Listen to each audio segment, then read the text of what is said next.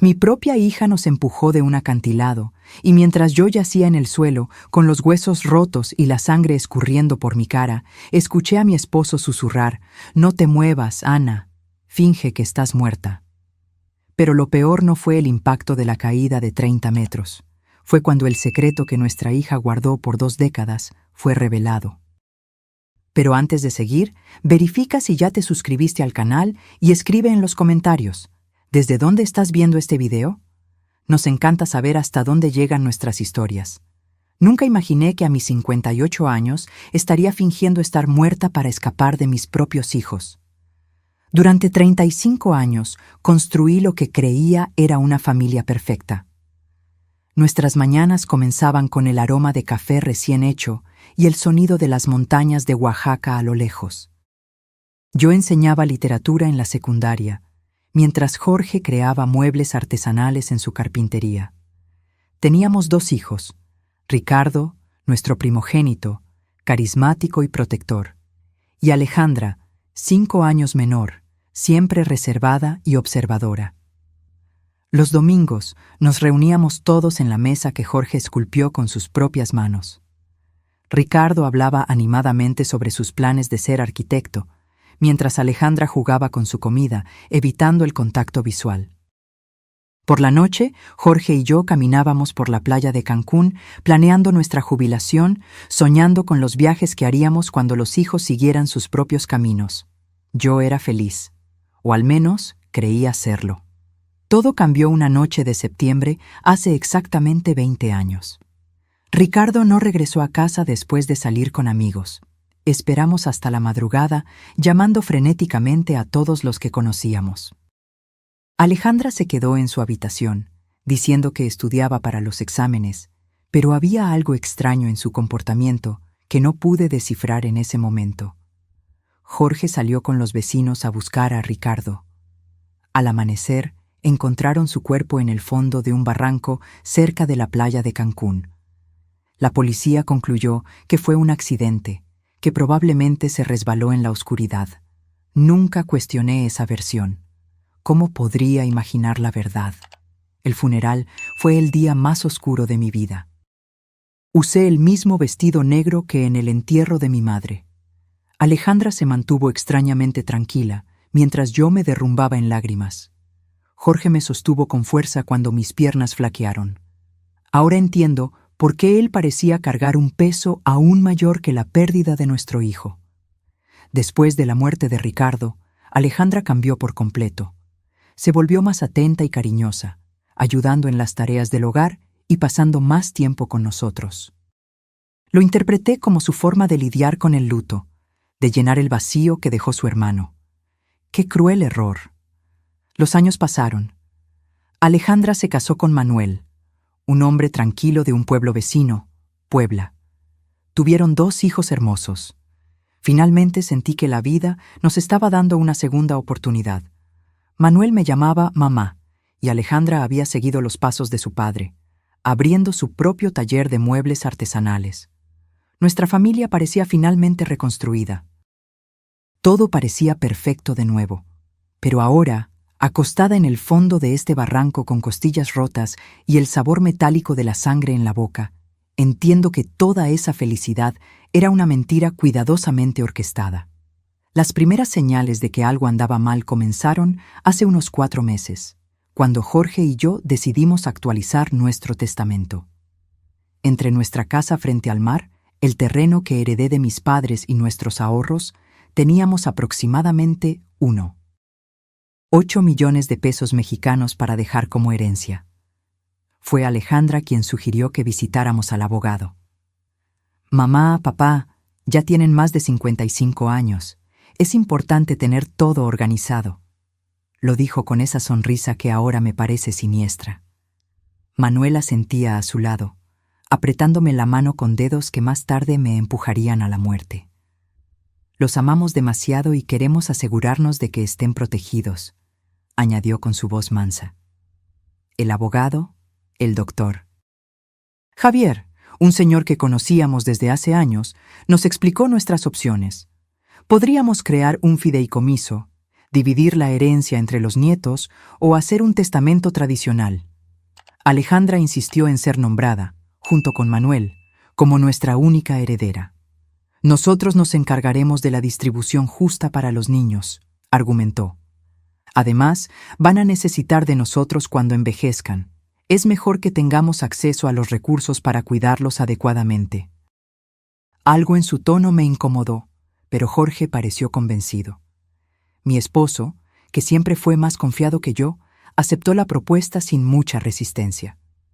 Yo tuve mis dudas, especialmente porque recordé cómo Ricardo siempre hablaba de ayudarnos financieramente en la vejez. Pero Ricardo se había ido, y Alejandra era nuestra única hija viva. Firmamos los documentos una tarde de jueves. Manuel vestía un traje impecable y me abrazó largamente después de la firma. Ahora somos oficialmente una familia unida para siempre, susurró en mi oído. Sus palabras me causaron un escalofrío inexplicable. Esa noche, mientras preparaba la cena, no pude sacarme la sensación de haber cometido un error terrible. Las semanas siguientes fueron extrañas. Alejandra y Manuel comenzaron a visitarnos con más frecuencia, pero sus visitas tenían un tono diferente. No venían solo a pasar tiempo con nosotros. Siempre traían sugerencias sobre cómo deberíamos mejorar la casa, qué inversiones hacer o qué seguros de vida contratar. Mamá, deberías pensar en vender esta casa grande y mudarte a un lugar más pequeño, dijo Alejandra mientras examinaba nuestros muebles con ojos calculadores. Podríamos ayudarte a encontrar un apartamento cómodo en el centro de Monterrey. Pero yo amaba nuestra casa. Cada rincón guardaba un recuerdo precioso de nuestros 35 años juntos. La cocina donde preparé miles de comidas, el taller donde Jorge creaba sus obras maestras, el patio donde nuestros hijos y nietos jugaron. No podía imaginar mi vida en otro lugar. Cuando expresé eso, vi un destello de irritación en los ojos de Alejandra que me heló hasta los huesos. «Mamá, estás siendo irracional», dijo en un tono que nunca había usado conmigo. «Esta casa es demasiado grande para 2 personas de su edad. Si se caen por las escaleras o algo sucede, no podremos llegar a tiempo para ayudar». Manuel asintió enérgicamente. «Además, el mantenimiento debe costar una fortuna. Sería mucho más inteligente vender ahora, mientras el mercado inmobiliario está en auge». Jorge comenzó a considerar sus argumentos, pero yo no podía librarme de la sensación de que había algo más detrás de esa presión. Una noche, después de otra de esas conversaciones tensas, le pregunté a Jorge si no le parecía extraño que Alejandra estuviera de repente tan interesada en nuestros asuntos financieros. «Ana, ella solo se preocupa por nosotros», respondió mientras se cepillaba los dientes. «Tal vez deberíamos considerar sus sugerencias. No somos tan jóvenes como antes». Pero vi algo en sus ojos, una sombra de duda que él no quería reconocer. Ahora sé que Jorge ya tenía sus sospechas, que ya comenzaba a atar cabos que yo ni siquiera sabía que existían. Las cosas empeoraron cuando Alejandra sugirió que le diéramos un poder notarial sobre nuestras finanzas. «Es solo por precaución», explicó mientras Manuel preparaba té en nuestra cocina como si ya fuera dueño del lugar. «Si uno de ustedes se enferma o tiene un problema de salud, podemos gestionar sus asuntos sin complicaciones legales». La forma en que lo dijo, tan naturalmente, casi me convenció. Pero había algo en su insistencia que me ponía nerviosa. No pude dormir esa noche. Me quedé despierta mirando el techo, escuchando la respiración de Jorge a mi lado, tratando de entender por qué me sentía tan inquieta. Al día siguiente, decidí llamar a mi hermana Sofía para pedirle consejo. Sofía siempre fue más perspicaz que yo, más desconfiada de las intenciones de la gente. Cuando le conté sobre la presión de Alejandra, se quedó en silencio por un largo momento. «Ana», finalmente dijo, «¿no te parece extraño que Alejandra esté tan ansiosa por controlar tu dinero? Quiero decir, ella tiene su propio negocio. Está bien financieramente. ¿Por qué necesitaría tanto control sobre tus finanzas?» Sus palabras me golpearon como una bofetada. Tenía razón.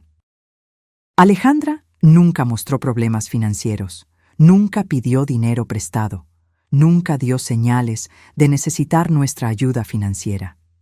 Esa tarde, cuando Alejandra apareció para otra de sus conversaciones sobre nuestro futuro, decidí confrontarla directamente. «Hija», comencé mientras estábamos sentadas en el porche, «¿por qué es tan importante para ti tener control sobre nuestros asuntos financieros? Tu padre y yo todavía estamos lúcidos». Su reacción fue inmediata y reveladora. Su rostro se endureció y, por un momento, vi algo en sus ojos que me recordó a otra persona, algo frío y calculador que nunca había notado antes. «Mamá, no se trata de control», respondió con voz tensa. «Se trata de amor, cuidado y responsabilidad familiar». Pero la forma en que pronunció responsabilidad familiar sonó más como una amenaza que como una expresión de afecto. Manuel, que se había mantenido en silencio hasta entonces, intervino con su voz tranquila, pero firme. «Ana, solo queremos lo mejor para ustedes. Es doloroso verlos preocuparse por cosas que podríamos resolver fácilmente». Esa noche, después de que se fueron, Jorge y yo tuvimos nuestra primera discusión seria en años. Él pensó que yo estaba siendo paranoica, que estaba buscando problemas donde no existían. Yo insistí en que algo no estaba bien, que el comportamiento de nuestra hija había cambiado demasiado. «Jorge», dije mientras lavábamos los platos, «¿te acuerdas de cómo era Alejandra antes de que Ricardo muriera? Era diferente, más distante, más... no sé explicarlo, pero había algo en ella que me asustaba». Mi esposo dejó de secar el plato que tenía en sus manos y me miró fijamente. En sus ojos vi algo que no había visto antes: reconocimiento. «Ana», dijo con voz muy baja, «hay cosas sobre la muerte de Ricardo que nunca te conté». Mi corazón comenzó a latir tan fuerte que pensé que se me saldría del pecho. Las palabras de Jorge me golpearon como un rayo. «¿Qué hay sobre la muerte de Ricardo?», pregunté con voz temblorosa. Jorge se sentó pesadamente en una de las sillas de la cocina, la misma mesa donde compartimos miles de comidas en familia, donde Ricardo solía hacer su tarea y donde Alejandra siempre permanecía en silencio. Se pasó las manos por la cara como si intentara borrar recuerdos que lo atormentaban desde hacía 20 años. «La noche que Ricardo murió», comenzó con voz ahogada, «Alejandra no estaba en su habitación estudiando como nos dijo. La vi salir de la casa alrededor de las 8. La seguí porque algo en su actitud me preocupó. Andaba muy extraña en esos días, más agresiva, más resentida». Mi esposo se detuvo, mirando sus manos como si la terrible verdad que había guardado por tanto tiempo estuviera escrita en ellas. Los vi discutiendo cerca del barranco. Ana, los escuché gritándose cosas horribles el uno al otro. Mi mundo comenzó a dar vueltas. ¿Sobre qué estaban discutiendo?, susurré, aunque una parte de mí ya no quería saber la respuesta. Jorge levantó la vista y vi lágrimas en sus ojos. Lágrimas que ni siquiera derramó en el funeral de nuestro hijo mayor. «Sobre dinero». «Ana, Alejandra estaba furiosa porque Ricardo era el mayor, porque de acuerdo con las tradiciones de mi familia, él heredaría la mayoría de nuestros bienes. Pero había algo más, algo sobre un dinero que Ricardo había descubierto». «¿Qué dinero?», pregunté, sintiendo que el suelo desaparecía bajo mis pies. Jorge suspiró profundamente antes de continuar. «Días antes de morir, Ricardo vino a hablar conmigo al taller. Había descubierto que Alejandra estaba robando dinero de nuestros ahorros. Pequeñas cantidades al principio, pero luego sumas más grandes. Ricardo tenía pruebas, llevaba meses investigando». Mi mente se negó a procesar lo que estaba escuchando. Mi hija, la que había sido tan atenta después de la muerte de Ricardo, la que nos ayudaba y cuidaba de nosotros, nos estaba robando desde antes de que su hermano muriera. «¿Por qué nunca me lo contaste?», le recriminé a Jorge, sintiendo que la traición se multiplicaba. «Porque cuando llegué al barranco esa noche ya era demasiado tarde», respondió con voz sofocada. «Vi a Alejandra de pie junto al cuerpo de Ricardo. Nuestra hija estaba temblando, llorando y repitiendo una y otra vez: Fue un accidente. Fue un accidente. Me miró con esos ojos desesperados y me rogó que la ayudara. Papá, me dijo. Ricardo se resbaló cuando intentaba agarrarme. Yo solo me defendí y él perdió el equilibrio. Las lágrimas escurrieron por mi cara incontrolablemente. Pero le creíste, murmuré, aunque ya sabía la respuesta. Jorge asintió lentamente, con una expresión de culpa que lo atormentaba desde hacía décadas. Era mi hija, Ana. Mi hija me estaba pidiendo ayuda y Ricardo ya estaba muerto. No podía traer a uno de vuelta a la vida destruyendo al otro. Pensé que realmente era un accidente, que Alejandra había aprendido la lección, que se volvería una mejor persona después de esto. ¿Y el dinero robado?, pregunté, necesitando saber cada detalle de esta pesadilla.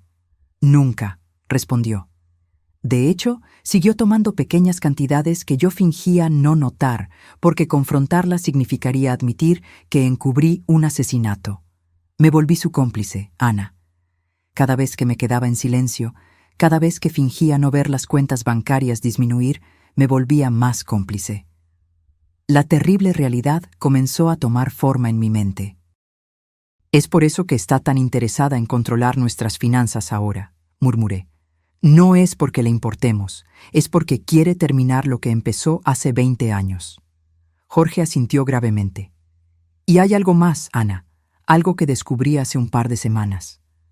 ¿Qué más podría haber?, pregunté, sintiendo que mi corazón no soportaba más revelaciones. Jorge fue a su escritorio y tomó unos papeles que había escondido bajo otros documentos. Estuve investigando discretamente las finanzas de Alejandra. Su taller no va tan bien como ella quiere que creamos. De hecho, está al borde de la quiebra. Le debe más de 400,000 pesos mexicanos a varios bancos y proveedores. Los papeles temblaron en mis manos mientras leía los números. Alejandra no era la empresaria exitosa que fingía ser.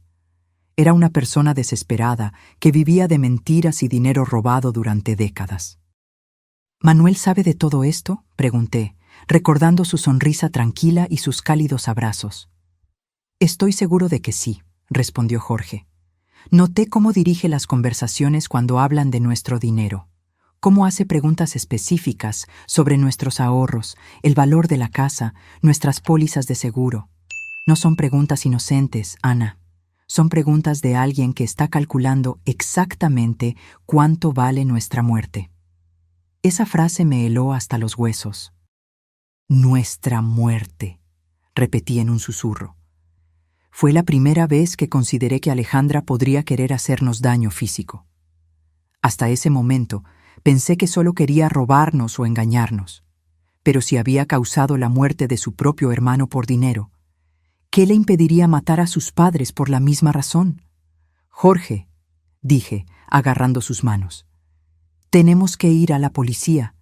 Tenemos que contarles la verdad sobre Ricardo y sobre lo que está pasando ahora.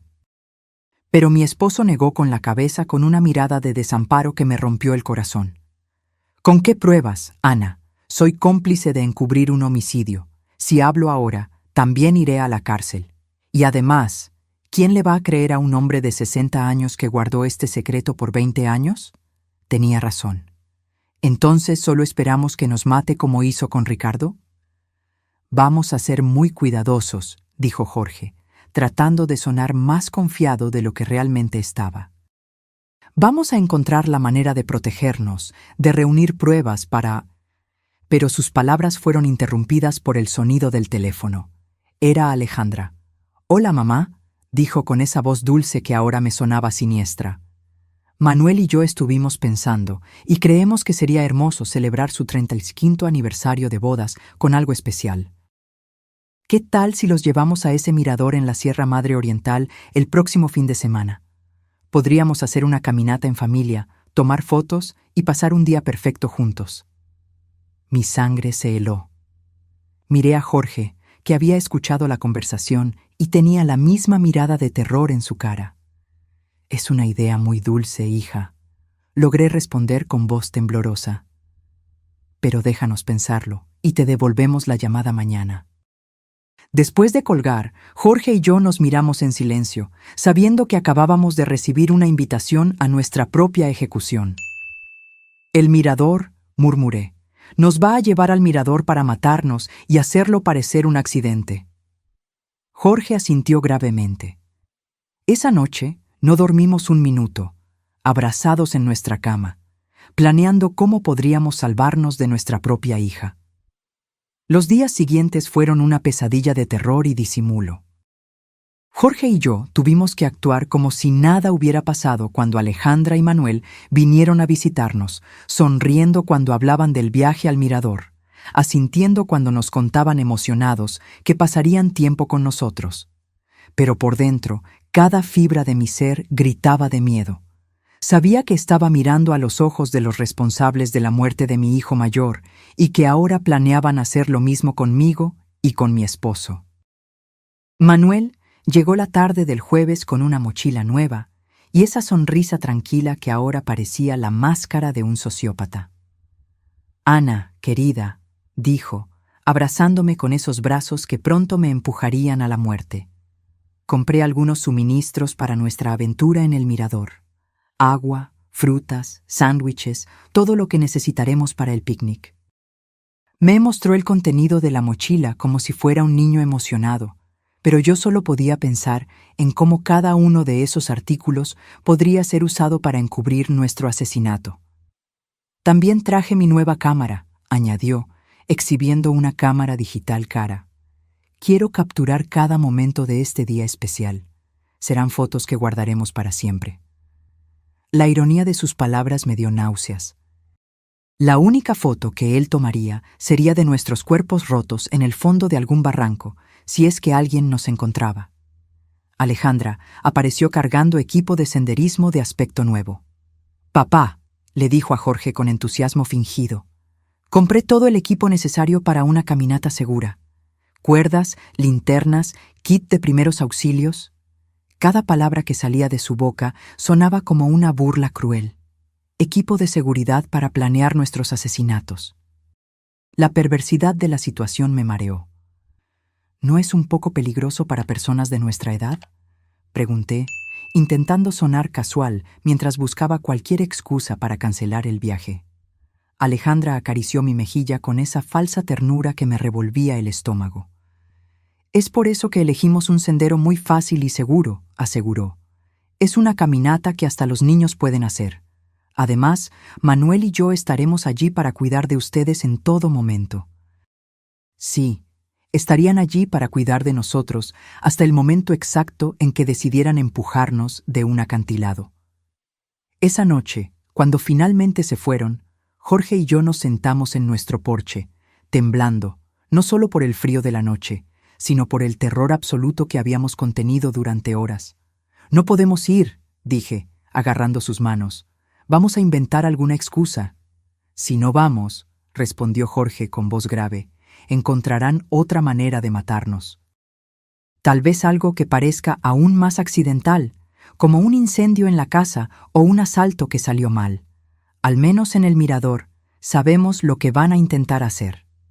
Sus palabras tenían una lógica terrible, pero no me consolaban en lo más mínimo. «Entonces, ¿qué sugieres?», pregunté, desesperada por encontrar alguna solución que salvara nuestras vidas. Jorge se quedó pensativo por unos minutos antes de responder. «Vamos, pero estaremos preparados. Voy a esconder mi celular y configurarlo para que grabe todo lo que suceda. Si logramos sobrevivir, tendremos pruebas. Y si no...» Su voz se quebró. «Al menos alguien sabrá la verdad». El viernes por la noche apenas pudimos tocar nuestra cena. Sabíamos que podría ser nuestra última comida juntos en nuestra casa, en esa cocina donde habíamos compartido tantos momentos felices cuando éramos una familia de verdad. Jorge revisó su testamento una vez más, asegurándose de que si algo nos sucedía, al menos Alejandra no conseguiría todo sin que hubiera algún registro de nuestras sospechas. «Escribí una carta», confesó, mostrándome un sobre sellado. «Está dirigida a tu hermana Sofía. En ella explico todo lo que sabemos sobre la muerte de Ricardo y lo que creemos que Alejandra planea hacernos. La escondí en la caja de seguridad del banco. Si no regresamos de este viaje, al menos ella sabrá dónde buscar la verdad. Esa noche nos fuimos a la cama abrazados, susurrándonos palabras de amor que podrían ser las últimas. Si algo me sucede, dijo Jorge, quiero que sepas que estos 35 años contigo han sido los mejores de mi vida. A pesar de todo, a pesar de los errores y los secretos, te amo más que a mi propia vida. Lloré en silencio, memorizando el ritmo de su respiración, el calor de su cuerpo, el olor de su piel.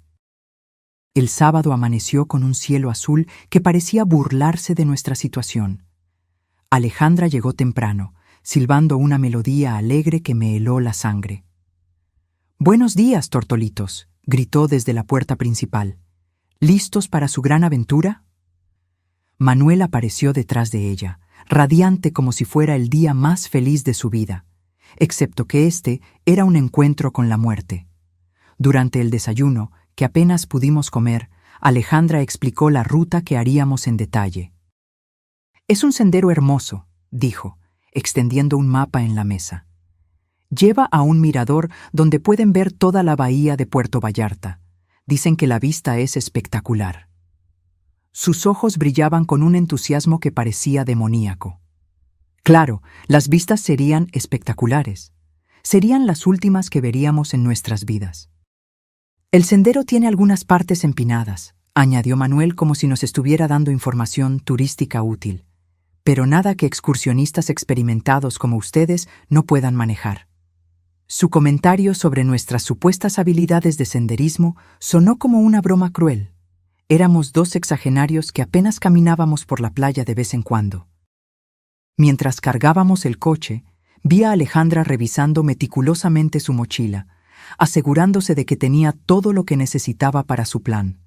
Vi cuerdas, una pequeña pala y algo que parecía una bengala. «¿Para qué es eso?», pregunté, señalando la bengala. «Para seguridad», respondió sin dudar. «Si nos perdemos o algo sale mal, podemos enviar una señal de socorro».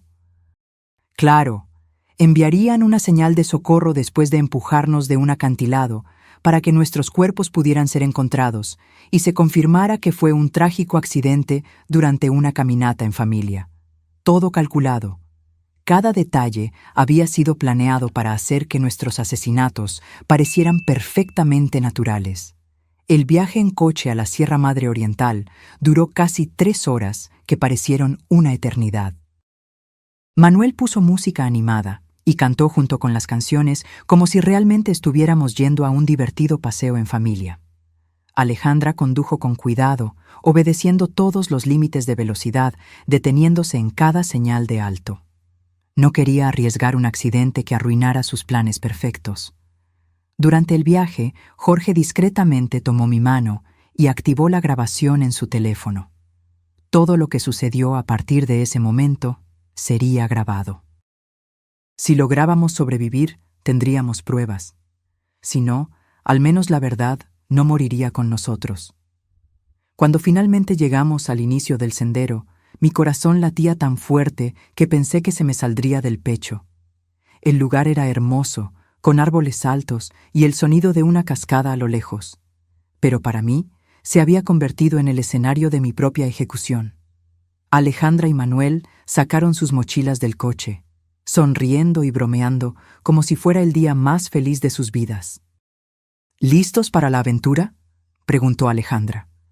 Y por primera vez en 20 años vi el mismo brillo frío en sus ojos que debió tener la noche que Ricardo murió. El sendero comenzó relativamente fácil, serpenteando entre árboles frondosos y rocas cubiertas de musgo. Manuel caminaba delante de nosotros, constantemente tomando fotos y comentando sobre la belleza del paisaje. «Miren esas flores silvestres», exclamó, señalando arbustos llenos de flores moradas. «Y esa formación rocosa, increíble». Su actuación era perfecta, la de un yerno amoroso disfrutando de un día especial con sus suegros. Alejandra caminaba detrás de nosotros, supuestamente para asegurarse de que no nos quedáramos atrás. Pero yo podía sentir sus ojos en nuestra espalda como puñales. Cada vez que me daba la vuelta para mirarla, me sonreía con esa sonrisa que había perfeccionado a lo largo de 20 años de mentiras. ¿Cómo están, mamá y papá?, preguntaba con falsa preocupación. ¿Necesitan parar y descansar? Después de 1 hora de caminata, comenzamos a subir una parte más empinada del sendero. Mis piernas ya estaban pesadas, y Jorge estaba respirando con dificultad. No estábamos acostumbrados a este tipo de ejercicio, y nuestros hijos asesinos lo sabían perfectamente. Habían elegido una ruta que nos agotaría físicamente, volviéndonos vulnerables para cuando llegara el momento de ejecutar el plan. Ya casi llegamos al mirador, anunció Manuel con entusiasmo.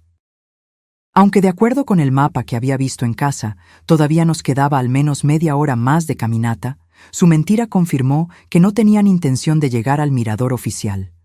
El lugar donde planeaban matarnos debía estar mucho más cerca. Durante toda la caminata, intenté memorizar cada detalle del sendero, cada árbol, cada roca que pudiera servir como referencia si lograba sobrevivir, y necesitaba explicarle a la policía exactamente dónde había sucedido todo. Jorge hacía lo mismo, y ocasionalmente intercambiábamos miradas cargadas de terror y determinación. Sabíamos que estábamos caminando hacia nuestras muertes, pero también sabíamos que era nuestra única oportunidad de conseguir las pruebas que necesitábamos. ¡Miren eso!, Alejandra de repente gritó, señalando una formación rocosa que se destacaba a nuestra derecha. Ese acantilado tiene una vista increíble. Subamos allí para tomar algunas fotos especiales. Mi sangre se heló. Allí estaba, el lugar que habían elegido para nuestro asesinato. El acantilado se alzaba a unos 30 metros sobre el sendero principal, accesible por un camino secundario que parecía mucho más peligroso que el que estábamos siguiendo. Las rocas estaban sueltas, había menos árboles a los que agarrarse en caso de tropezar, y desde la cima se podía ver un precipicio que caía en un barranco profundo lleno de rocas afiladas. No sé si es una buena idea, dije, intentando sonar casual. Ese sendero parece bastante peligroso para personas de nuestra edad. Pero Manuel ya había comenzado a caminar hacia la bifurcación, cargando su mochila llena de equipo de seguridad que yo sabía que no usaría para salvarnos. «Vamos, Ana», dijo con esa voz persuasiva que usaba cuando quería convencerme de algo. «Solo tomará unos minutos. Además, Alejandra tiene razón. Las fotos desde allí arriba serán espectaculares». La forma en que dijo «espectaculares» me hizo temblar. Serían espectaculares para quien las viera después como evidencia de nuestro accidente. Jorge apretó mi mano discretamente, recordándome que su teléfono estaba grabando todo. Teníamos que seguir. Teníamos que ir hasta el final para conseguir las pruebas que necesitábamos. Si nos negábamos ahora, simplemente encontrarían otra oportunidad, otro lugar, otra excusa para matarnos. La subida al acantilado fue agotadora. Las rocas sueltas se deslizaban bajo nuestros pies, y más de una vez casi me caigo. Pero lo más aterrador fue darme cuenta de cuán perfecto era este lugar para un asesinato. Si alguien tropezaba accidentalmente y caía desde la cima, no habría forma de sobrevivir. Y lo más importante, no habría testigos. «Ya casi llegamos», gritó Alejandra desde arriba, donde ya había llegado con la agilidad de alguien que había planeado esta ruta con cuidado. Manuel la siguió, y luego nos ayudó a Jorge y a mí a completar los últimos metros de la subida. Sus manos en mis brazos se sintieron como las garras de un depredador. El mirador era de hecho espectacular. Desde allí podíamos ver todo el valle, las montañas a lo lejos y el mar brillando en el horizonte. En cualquier otra circunstancia, habría sido un momento hermoso para compartir con la familia. Pero sabiendo lo que yo sabía, el lugar se sentía como el escenario perfecto para una pesadilla. «Vengan aquí para las fotos», gritó Manuel, posicionándose cerca del borde del acantilado. «Quiero que el valle esté de fondo». Jorge y yo nos acercamos lentamente, cada paso acercándonos a nuestro destino final. Pude ver a Alejandra posicionándose estratégicamente detrás de nosotros, calculando ángulos, midiendo distancias. «¡Perfecto!», exclamó Manuel, levantando su cámara. «Ahora abrácense y sonrían». Jorge y yo nos abrazamos, probablemente por última vez, mientras él tomaba foto tras foto. Cada destello de la cámara se sintió como un relámpago anunciando la tormenta que estaba a punto de llegar. «Tomen otra», sugirió Alejandra, moviéndose más cerca de nosotros. «Pero esta vez, quédense un poco más atrás para que el paisaje quede mejor en el encuadre». Un paso atrás significaba estar exactamente en el borde del precipicio. Jorge y yo intercambiamos una mirada. Había llegado el momento. Nos movimos hacia atrás como se nos ordenó, sintiendo que el suelo sólido desaparecía bajo nuestros pies, quedando solo el vacío del abismo detrás de nosotros. Manuel levantó la cámara una vez más, pero esta vez vi algo diferente en sus ojos. Ya no había necesidad de fingir. La máscara se había caído. «Sonrían», dijo con una voz que ya no era gentil. «Esta va a ser su última foto». En ese momento, Alejandra se lanzó hacia nosotros con los brazos extendidos.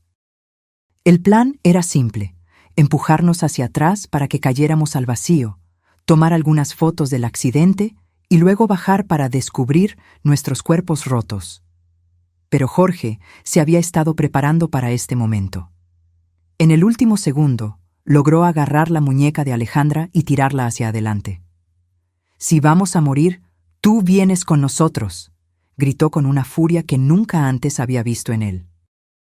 Por un momento, los cuatro estábamos tambaleándonos en el borde del acantilado, agarrándonos unos a otros en una danza macabra entre la vida y la muerte.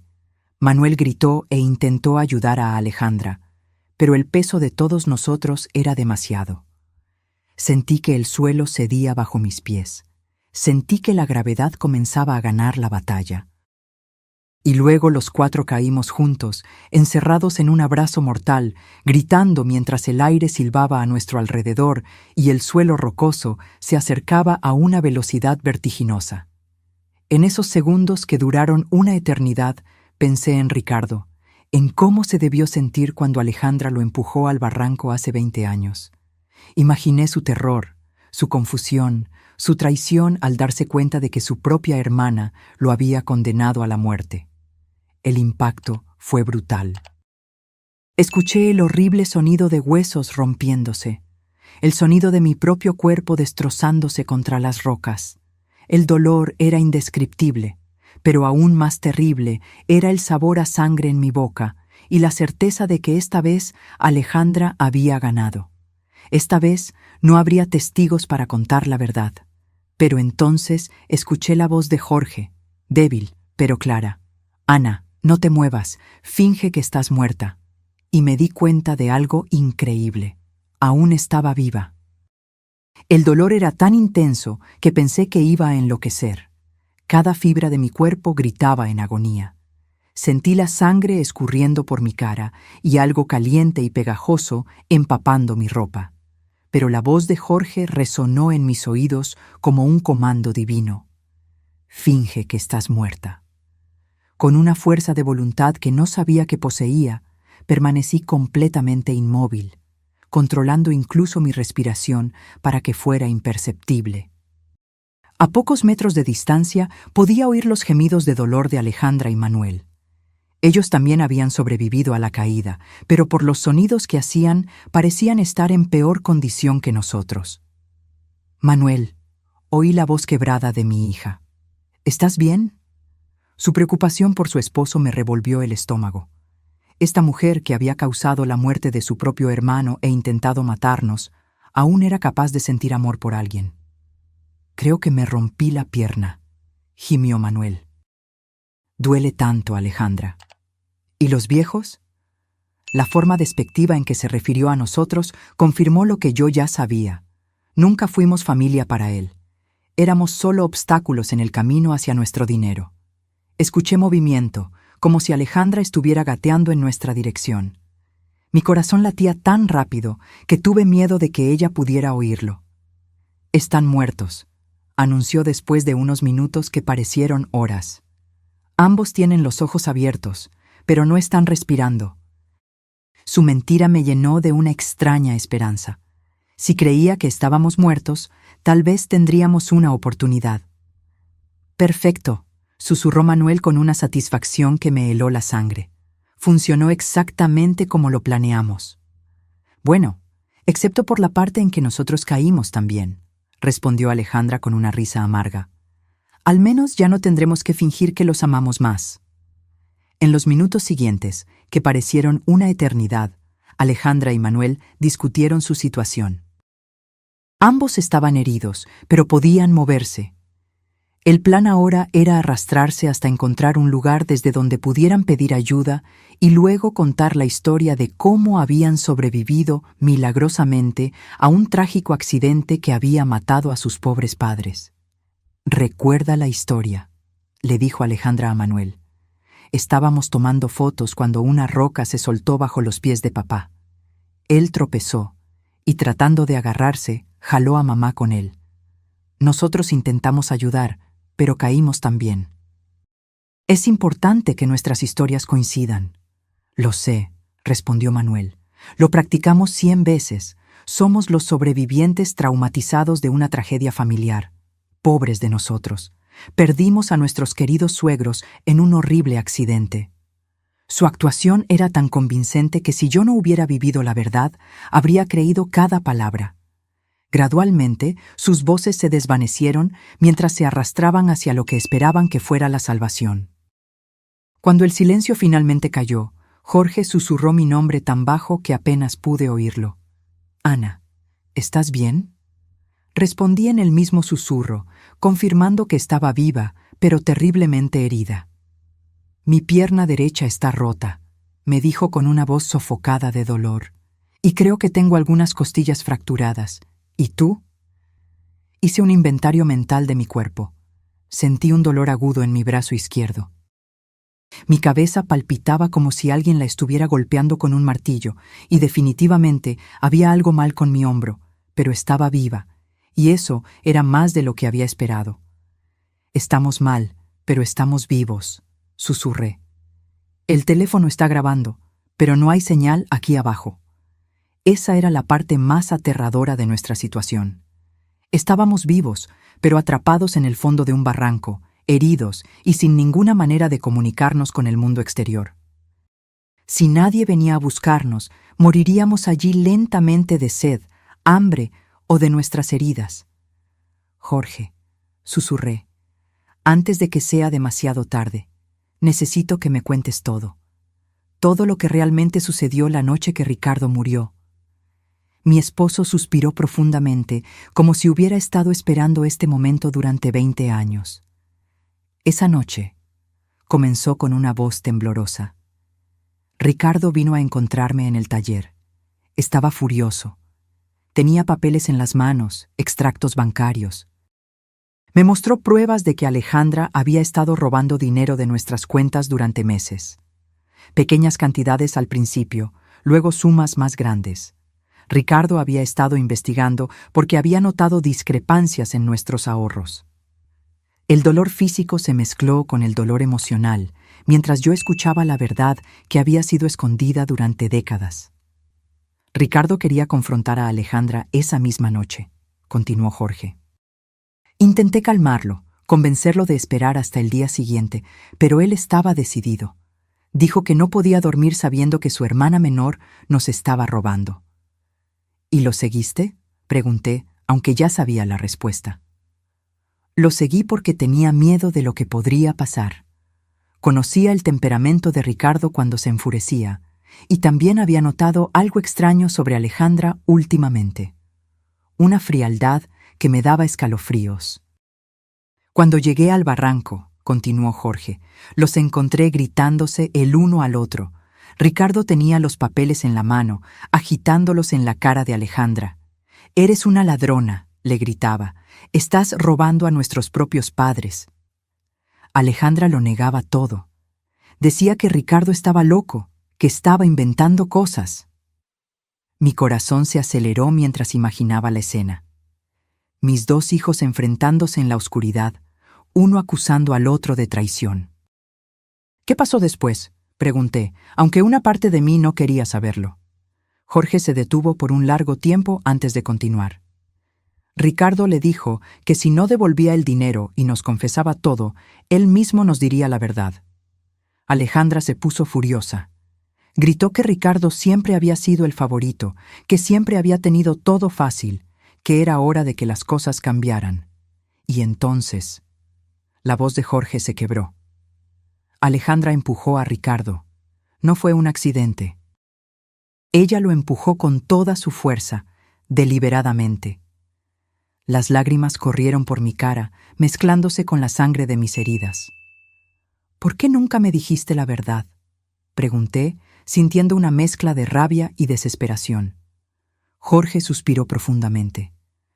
Porque cuando llegué a donde estaba Alejandra, ella lloraba, temblaba, me decía una y otra vez que había sido un accidente, que no había tenido la intención de hacerlo. Me rogó que no te dijera nada, que no podía perderte a ti también. Pero sabías que era mentira, murmuré, sintiendo que el peso de la traición se profundizaba. Sí, pero era mi hija, Ana, mi única hija sobreviviente. ¿Cómo podía entregarla a la policía? ¿Cómo podía destruir lo que quedaba de nuestra familia? Su justificación dolió tanto como mis lesiones físicas. ¿Y el dinero robado?, continué. Alejandra prometió que lo devolvería poco a poco. Juró que había sido una mala decisión, que estaba desesperada, que nunca volvería a suceder. Pero nunca devolvió un solo centavo. De hecho, siguió robando, y yo seguí en silencio porque cada día que pasaba me volvía más cómplice de su crimen. En ese momento, escuchamos voces a lo lejos. Alejandra y Manuel habían logrado encontrar ayuda.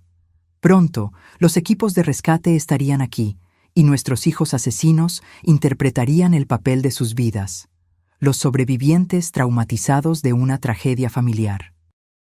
Las voces se hicieron cada vez más cercanas, acompañadas por el sonido de helicópteros sobrevolando el área.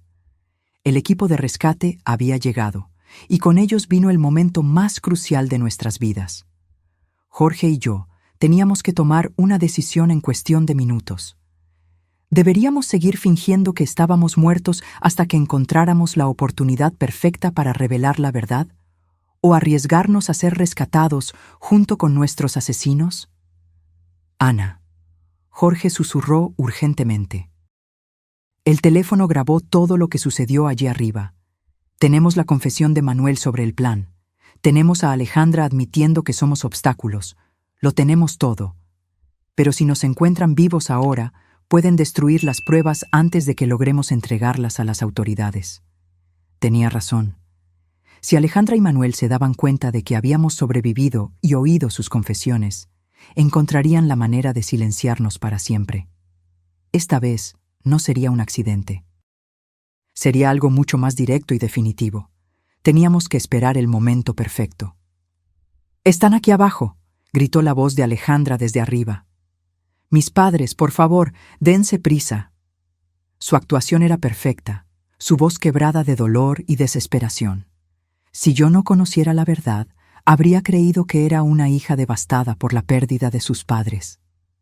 «Señora, mantenga la calma», respondió una voz autoritaria que debió pertenecer al líder del equipo de rescate. «Vamos a bajar para evaluarlos». «¿Usted y su esposo pueden moverse?». Oí el sonido de cuerdas y equipos siendo preparados para el descenso.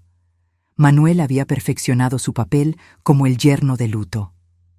«No puedo creer que esto haya pasado», sollozó. «Estábamos tomando fotos, tan felices. Todo sucedió tan rápido. Una roca se soltó y ellos cayeron». Cada palabra era una puñalada en mi corazón porque yo sabía que él repetiría esas mismas mentiras a la policía, a los medios, a cualquiera que quisiera escuchar su versión de los eventos. Los socorristas comenzaron a bajar. Podía oír sus voces acercándose, el sonido de las botas contra la roca, el tintineo del equipo.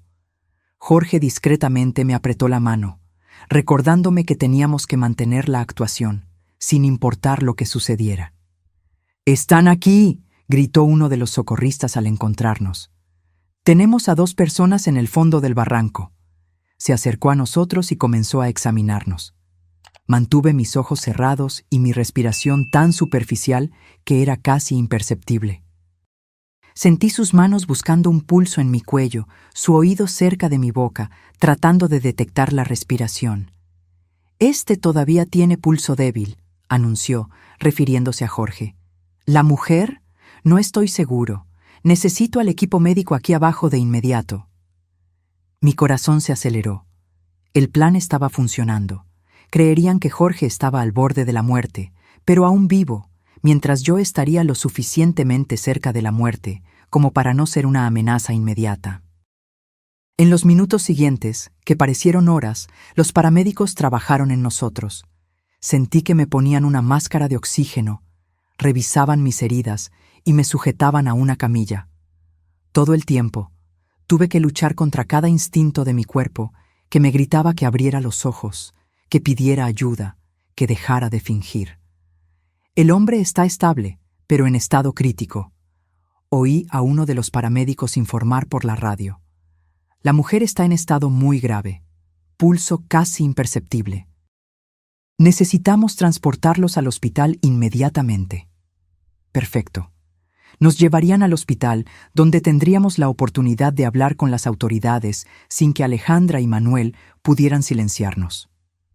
Durante la subida en las camillas, pude oír los sollozos de Alejandra y las palabras de consuelo que los socorristas le ofrecían a ella y a Manuel. «Fuiste tan valiente por sobrevivir a esto», le dijo alguien. «Es un milagro que estés relativamente bien». Si supieran que el verdadero milagro era que Jorge y yo estábamos vivos para contar la verdad. En el helicóptero médico, mientras volábamos hacia el hospital, podía sentir la presencia de Jorge en la camilla a mi lado. Los paramédicos estaban enfocados en mantenerlo estable, y por sus conversaciones entendí que él estaba en estado crítico. Sus lesiones eran más serias que las mías, y por un momento terrible, temí que él pudiera morir antes de que tuviéramos la oportunidad de revelar la verdad. «Señora», oí a uno de los paramédicos decirme, «si puede oírme, aguante. Estaremos en el hospital en unos minutos». Su voz era amable, llena de una compasión genuina que contrastaba dramáticamente con la falsedad que yo había estado oyendo de mi propia familia. Cuando llegamos al hospital en Ciudad de México, el caos fue inmediato. Médicos y enfermeras corrían de un lado a otro, gritando órdenes médicas que yo no entendía. Fui llevada directamente a una sala de emergencias, donde comenzaron a trabajar en mis lesiones. Tuve que seguir fingiendo que estaba inconsciente, pero también necesitaba encontrar una manera de comunicarme con alguien en quien pudiera confiar. «Doctora», oí a una enfermera decir, «los signos vitales de ella son extraños. El pulso es más fuerte de lo que esperaríamos para alguien en su supuesta condición». Mi corazón dio un brinco. Me habían descubierto. Yo era tan mala actriz que mi propio cuerpo me estaba traicionando. «Sucede a veces en casos de trauma extremo», la médica respondió. «El cuerpo tiene formas misteriosas de aferrarse a la vida. Vamos a mantener un control estricto. Las próximas horas serán cruciales». Alejandra hizo un sonido que supuestamente era un sollozo de dolor, pero para mí sonó como un suspiro de alivio. «¿Podemos verlos?», preguntó Manuel. «Solo por unos minutos. Necesitamos despedirnos en caso de que algo suceda». La médica asintió, y pronto oí pasos acercándose a mi cama. Era el momento más peligroso de todos. Tenía que convencer a mis asesinos de que estaba realmente muriendo. Sentí la presencia de Alejandra junto a mi cama. Su mano tocó la mía, y todo lo que pude hacer fue no retirar mi mano de inmediato. «Mamá», susurró, «si puedes oírme, quiero que sepas que te amo. Siento mucho que esto haya sucedido». Sus palabras eran miel envenenada, dulce en la superficie, pero mortal en su esencia. Manuel se acercó desde el otro lado.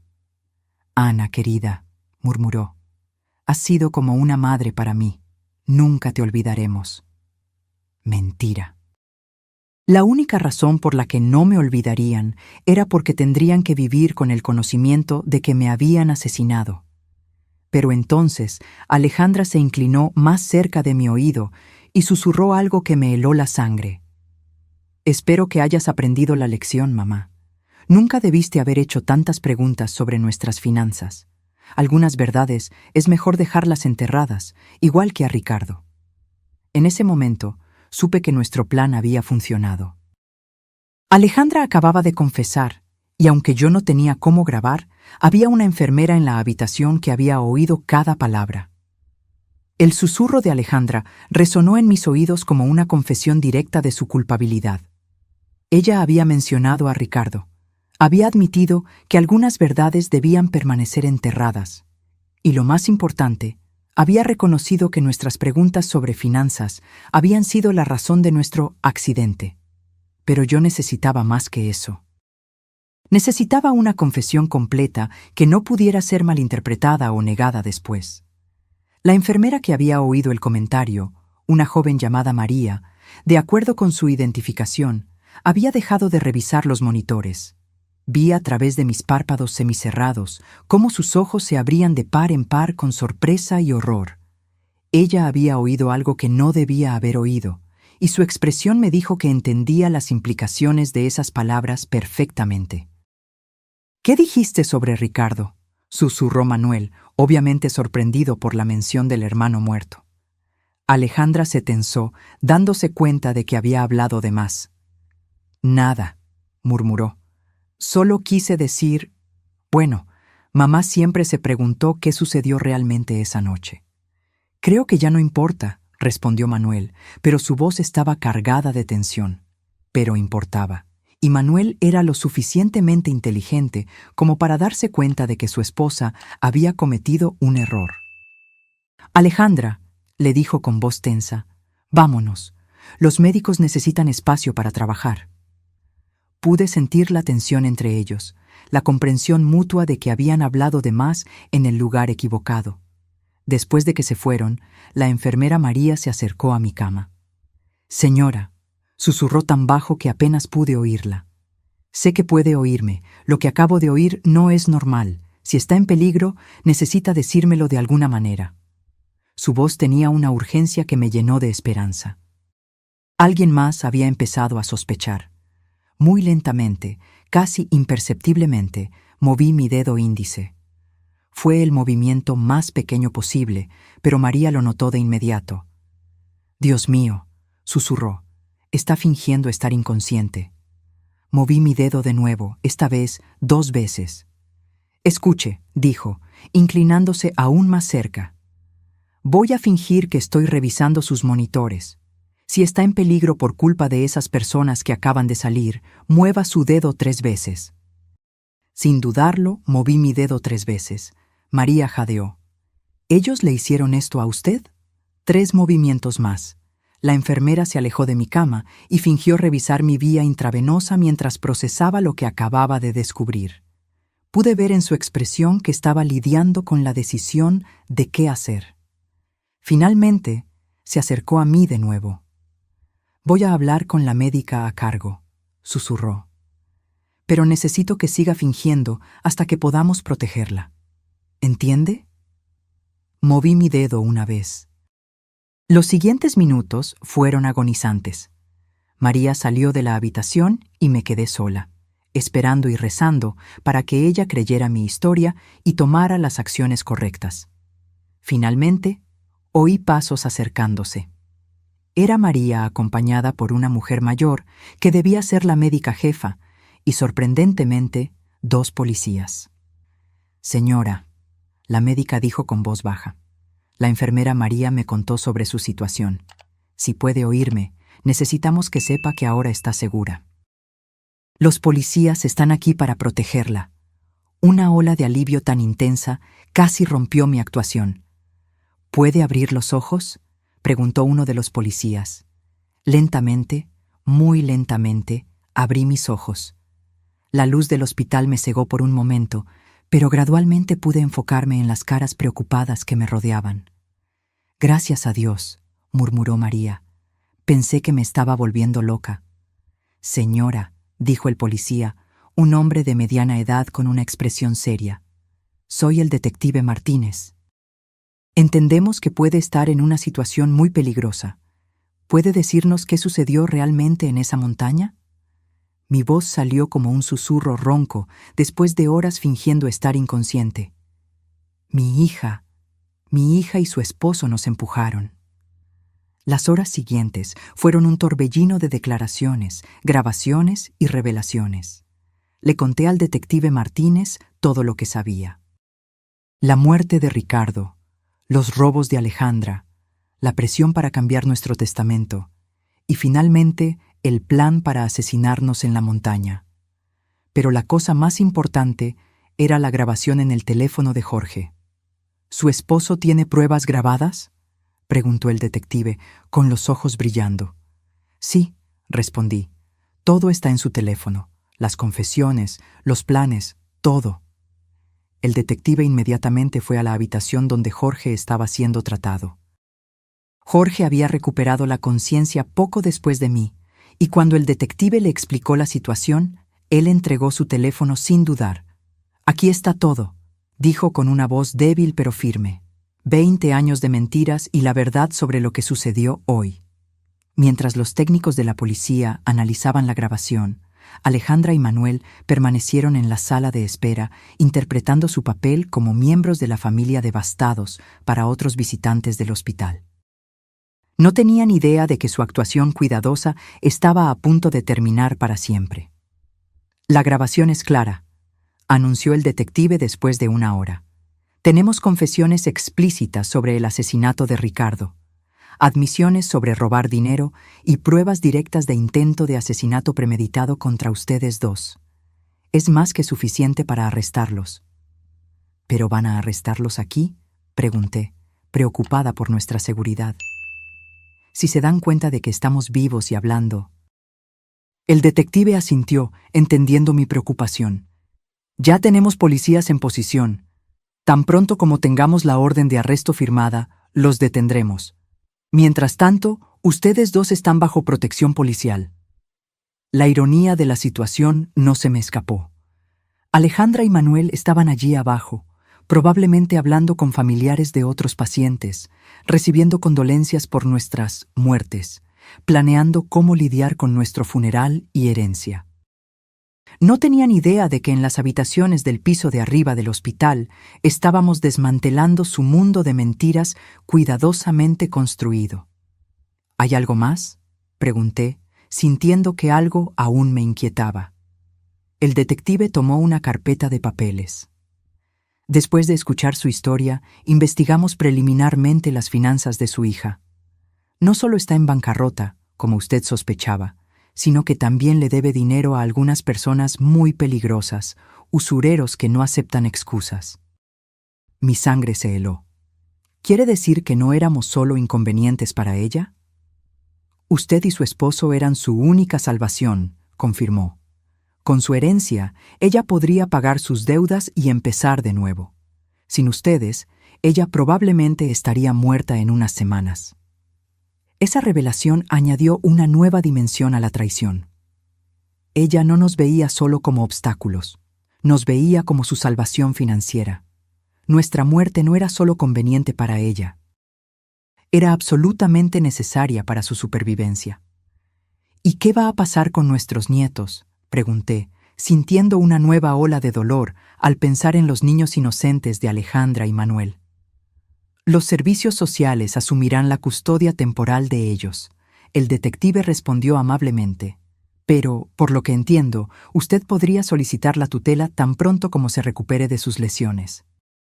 La idea de criar a los hijos de nuestros propios asesinos era abrumadora, pero también era la única manera de asegurar que algo bueno saldría de esta pesadilla. Esos niños eran inocentes y merecían una oportunidad de crecer en un hogar donde el amor era real, no fingido. Es hora, anunció el detective cuando un policía entró en la habitación con papeles en las manos. Las órdenes están firmadas. Vamos a arrestarlos ahora. A través de la ventana de mi habitación que daba al vestíbulo del hospital, Pude ver a los policías posicionándose discretamente. El momento que había esperado durante 20 años finalmente había llegado. Alejandra y Manuel, oí la voz firme del policía a cargo. Están arrestados por el asesinato de Ricardo y por el intento de asesinato de Ana y Jorge. El silencio que siguió fue ensordecedor. Luego la voz histérica de Alejandra. ¿De qué está hablando? Nosotros somos las víctimas aquí. Nuestros padres murieron en un accidente. Señora, el policía respondió con calma. Sus padres están vivos y han proporcionado pruebas completas de sus crímenes. Hubo un momento de silencio absoluto, seguido por un grito de desesperación de Manuel. Eso es imposible. Nosotros los vimos morir. Estaban muertos. Su confesión involuntaria fue capturada por las grabadoras de la policía, añadiendo otra pieza de evidencia al caso. Por la radio, oí a Alejandra comenzar a culpar a Manuel. Todo fue idea de él. Yo no quería hacer nada de esto. Él me obligó. Y Manuel, en su desesperación, gritó: «Tú fuiste quien sugirió el acantilado. Tú planeaste todo esto desde el principio». En cuestión de minutos, la alianza que había durado por años se desmoronó mientras cada uno intentaba salvar su propia piel. El detective Martínez regresó a mi habitación 1 hora después con una expresión de satisfacción mezclada con tristeza. «Están arrestados y de camino a la comisaría», informó. «Ambos están tratando de culpar al otro, lo que solo fortalece nuestro caso. Pero hay algo más que necesito decirle». «¿Qué más?», pregunté, aunque no estaba segura de si mi corazón aguantaba más revelaciones. «Durante el arresto, encontramos esto en el bolso de su hija», dijo, mostrándome una pequeña grabadora digital. Aparentemente, ella había estado grabando las conversaciones con usted y con su esposo en las últimas semanas, probablemente buscando pruebas de que ustedes sospechaban de algo. Mi sangre se heló. «¿Qué significa eso?». El detective suspiró. «Significa que ella sabía que ustedes estaban empezando a descubrir la verdad. El viaje a la sierra no fue una decisión espontánea, fue una respuesta directa a sus sospechas». En una de las grabaciones se puede oír claramente a Manuel diciéndole a ella: «Necesitamos actuar rápido antes de que ellos vayan a la policía». La profundidad de la planificación y la frialdad del cálculo me dejaron sin aliento. No solo habían planeado matarnos, habían estado monitoreando nuestras conversaciones, evaluando el nivel de peligro que representábamos para ellos. Éramos ratones en un laberinto, y ellos habían sido los científicos observando cada uno de nuestros movimientos. «Hay una cosa más», el detective continuó, «que encontramos en la investigación de sus finanzas. Su hija no solo le debía dinero a usureros peligrosos, sino que también había falsificado su firma en varios documentos, intentando acceder a sus cuentas bancarias.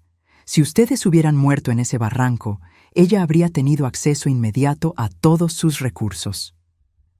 Cada nueva revelación era como otra puñalada.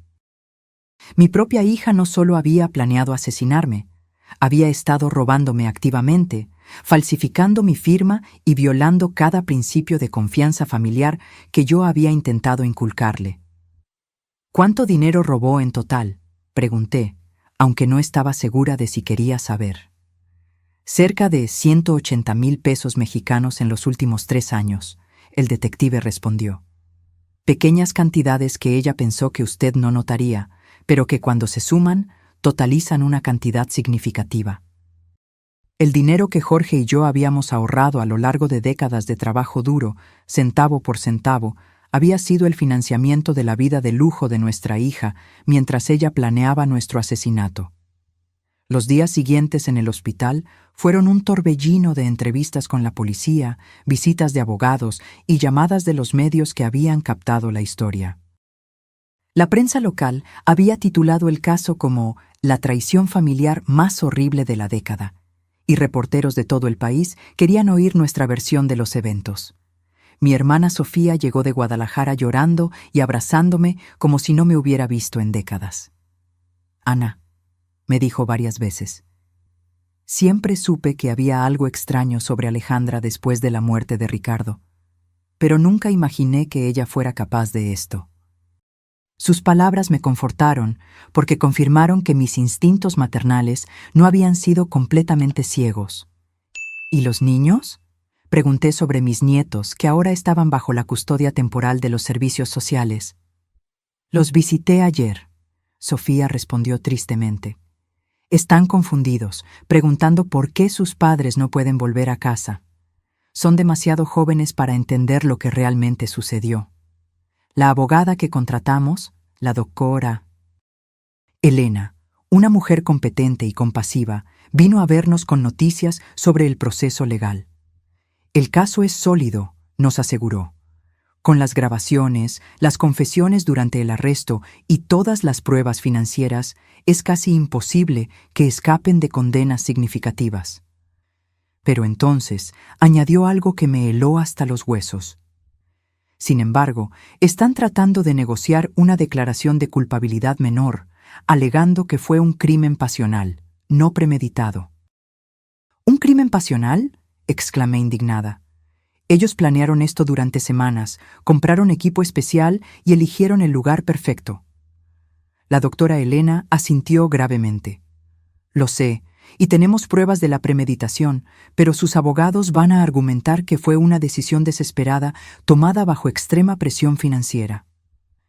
La idea de que pudieran recibir sentencias reducidas por sus crímenes me llenó de furia. Habían matado a Ricardo. Habían intentado asesinarnos. Habían robado nuestro dinero durante años, y ahora querían presentarse como víctimas de las circunstancias. ¿Qué podemos hacer para asegurarnos de que reciban lo que se merecen?, pregunté. Testificar. La doctora Elena respondió simplemente.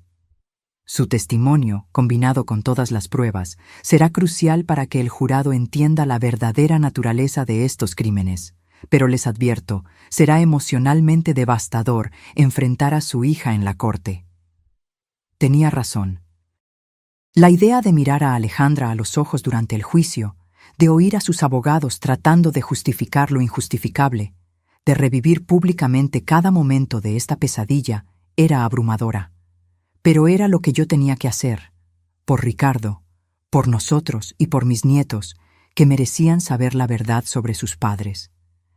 3 semanas después del arresto, Jorge y yo finalmente pudimos ir a casa. Nuestras heridas se habían curado lo suficiente para permitirnos movernos, aunque él todavía necesitaba muletas, y yo tenía mi brazo en un cabestrillo. La casa se sentía extraña, como si fuera el escenario de una obra después de que todos los actores se habían ido. Todo estaba exactamente como lo habíamos dejado el día de nuestro paseo en familia. Los platos del desayuno todavía estaban en el fregadero. La cama estaba sin hacer. Las flores que Alejandra me había traído esa semana todavía estaban en la mesa de la sala, ahora marchitas y muertas. Era como si el tiempo se hubiera detenido en el momento en que nuestras vidas normales terminaron para siempre. ¿Crees que seremos felices de nuevo?, le pregunté a Jorge esa primera noche de regreso mientras estábamos acostados en nuestra cama familiar. Él me abrazó con su brazo no herido y suspiró profundamente. No lo sé, Ana, dijo, pero estamos vivos. Tenemos la verdad de nuestro lado y por primera vez en 20 años no tenemos que vivir con secretos. El juicio comenzó 6 meses después. El día que tuve que testificar, miré a Alejandra directamente a los ojos por primera vez desde el arresto. No vi remordimiento, ni dolor. No vi a la hija que había criado. Vi a una extraña fría y calculadora que se había disfrazado como mi hija durante décadas. Cuando terminé mi testimonio, después de recontar cada detalle horrible de nuestra experiencia, me dirigí a ella directamente desde el banquillo de los testigos. Alejandra, no sé quién eres, pero ya no eres mi hija. Mi hija murió la noche que mataste a Ricardo, y lo que ha vivido en su lugar durante 20 años es un monstruo que yo, sin saberlo, ayudé a crear. El jurado deliberó durante 2 días antes de encontrar a Alejandra culpable de homicidio intencional por la muerte de Ricardo y de intento de homicidio agravado por lo que nos hizo a nosotros. Manuel recibió la misma condena como cómplice. Ambos fueron sentenciados a 30 años de prisión sin derecho a libertad condicional anticipada. Ahora, un año después, Jorge y yo iniciamos el proceso de adopción formal de nuestros nietos. Son niños hermosos e inocentes que merecen una oportunidad de crecer sabiendo lo que es el amor verdadero, no el amor manipulador y tóxico que recibieron de sus padres biológicos. Todas las noches, cuando los acuesto, les cuento historias sobre el tío Ricardo, el tío que nunca conocieron. Les cuento sobre su bondad, su honestidad, su sueño de ser arquitecto y construir casas para familias felices. Les cuento cómo era valiente y cómo intentó proteger a los que amaba, incluso cuando eso lo puso en peligro. No les cuento sobre la traición, sobre la caída, sobre el impacto que le quitó la vida. Son demasiado jóvenes para cargar con esa carga. Tal vez un día, cuando sean mayores, les cuente toda la verdad. Pero por ahora, quiero que crezcan sin el peso del legado sombrío de sus padres. Todavía me despierto por la noche a veces, sudando y gritando, reviviendo el momento de la caída. Jorge también tiene pesadillas. Nos abrazamos en la oscuridad, recordándonos el uno al otro que estamos vivos, que sobrevivimos, que la verdad finalmente salió a la luz. Decidimos vender la casa. Hay demasiados recuerdos aquí, tanto buenos como horribles. Compramos una casa más pequeña cerca de la playa, donde el sonido constante de las olas nos ayuda a dormir mejor. Una casa nueva para un nuevo comienzo. La cicatriz en mi hombro todavía me duele cuando cambia el tiempo. La rodilla de Jorge nunca se recuperó por completo. Estas son las cicatrices físicas que llevamos. Las emocionales son mucho más profundas. A veces, me encuentro mirando viejas fotos de familia. Alejandra sonriendo en su 10º cumpleaños. Ricardo enseñándole a andar en bicicleta. Los 4 juntos en un picnic en la playa. Intento entender cómo algo tan hermoso pudo transformarse en algo tan monstruoso. Cómo no vi las señales. Los pequeños momentos que podrían haberme alertado sobre lo que estaba por venir.